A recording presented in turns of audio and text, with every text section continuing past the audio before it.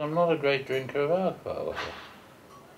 I've never actually been hooked on getting boozed up.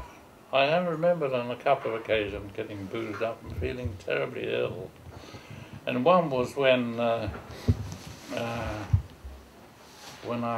arranged to meet Cherry's brother, Tom, who was a SAS? SAS, that's right, he was an SAS man. And I arranged to meet him in Cairo. And he came along because he's a very nice man, Tom, and he came along. He'd never met me before. All he knew was I was married to his sisters. And I arranged to meet him on the terrace of the Shepherd's Hotel. It's a famous hotel in Cairo. And to give him courage, he brought two friends along. They were tough guys, SAS guys. They could, they knew how to kill you just like that. He was terribly shy. He came along with these two friends, and I was waiting for them on the terrace of Shepherd's Hotel. And by that time, I was a major, an army major, you see. And I came and they sat down at my place, and across walked the head waiter saying, he addressed me, totally ignored me, I'm sorry, sir, we do not allow other ranks. Oh, and I felt totally humiliated. I'd invited these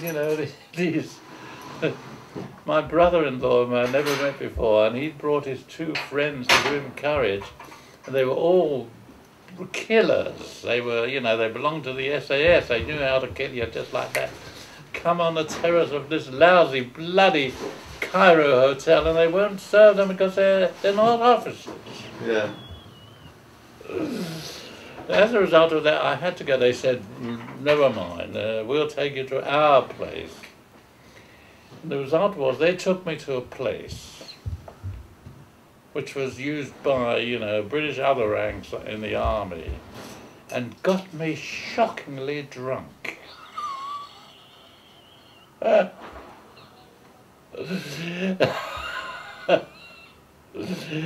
I was, because they kept on pouring, the rows of drinks, and I wasn't used to drinking a lot. Rows of drinks waiting for you. Every time they ordered another round, there was another bloody drink I had to have. And eventually I staggered to the toilet and collapsed, vomiting all down the front of my uniform. And they waited for me to return, and I didn't return. So eventually they went in search of me, and they found me collapsed by the urinal in the toilet with my tunic covered in vomit, incapable of standing, never mind about anything else. And they picked me up. They went through my pockets. They found out where I was, which hotel I was staying in.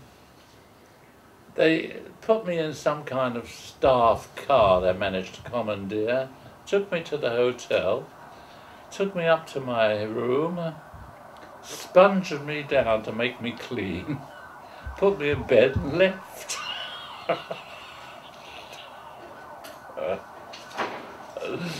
Oh dear.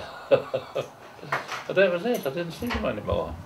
And there was a South African officer in the same room. It was a two-bedded room, and he said to me, "Would you wake me in the morning?" I was drunk as anything. I couldn't. Anyway, I remembered when I woke up in the morning that this South African officer asked me to wake him. So I went over to wake him, and he was dead.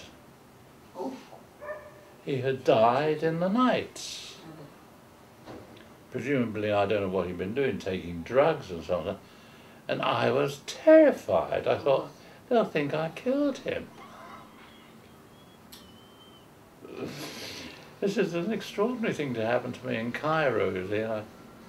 And I just put on my, dressed myself, my uniform, took my kit, and crept out of the place.